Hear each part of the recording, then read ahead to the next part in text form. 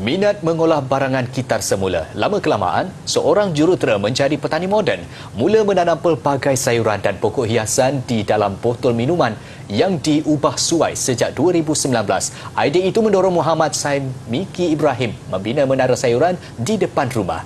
Berkonsepkan hidroponik, hasilnya bukan sahaja menjimatkan perbelanjaan dapur, malah menukar persekitaran rumah 2 tingkatnya menjadi kebun sayur-sayuran.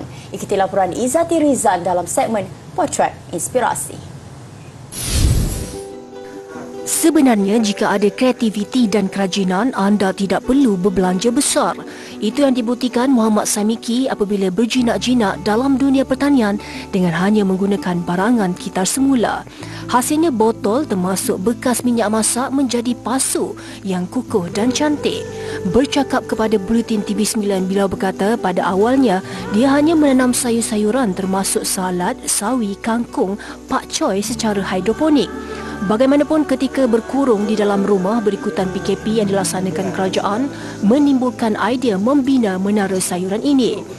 Beliau berkata dengan menanam sayur-sayuran pada paip PVC khas yang disusun secara menegak, hasil tanamannya berganda selain menjimatkan ruang tanaman dan mudah dialih. Masalah yang kita sering hadapi kalau kita nak berkebun di pertanian bandar kan, di bandar ni ruangan yang sempit.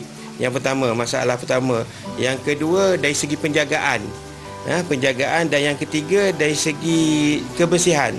Jadi bertitik tolak dari masalah tu, saya cuba cipta satu kaedah yang menegak.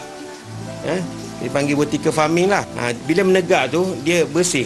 Kan? Kalau kita tanam kat bawah tanah, kat tanah-tanah tu, kita risaulah. Kan? Dia punya kebersihan, dia hygiene dia. Menurut Saimiki, satu menara boleh memuatkan 32 sayuran mahupun pokok hiasan dan setakat ini beliau mempunyai sebanyak 16 menara. Jelasnya, menara yang turut dilengkapi dengan sistem tenaga solar ini dibina hasil pembelajaran melalui YouTube. Jadi ciptaan-ciptaan yang saya buat ni setakat ni memang alhamdulillah, macam contoh menara hidroponik kan, tower ni dah ada sambutan daripada kawan-kawan luar, jiran-jiran dan guide diorang bagaimana nak guna sistem ni. Saya punya ada satu vision kan, amalan hijau dari rumah, satu kebun lestari.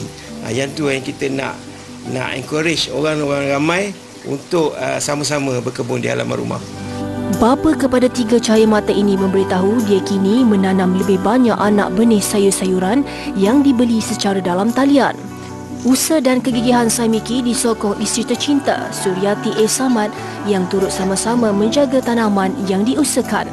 Untuk perancangan masa hadapan, beliau memberitahu mahu mengembangkan lagi tanaman hidroponik ini sekaligus mendidik masyarakat melibatkan diri dalam aktiviti tanaman. Hasil pertanyaan saya kepada Encik Saimiki, minat berkebunnya turut memberi inspirasi kepada jiran-jiran yang kini turut terjebak dengan penanaman hidroponik. Ia sekaligus menggalakkan penanaman sayur meskipun tinggal di kawasan bandar. Izzati Rizan melaporkan.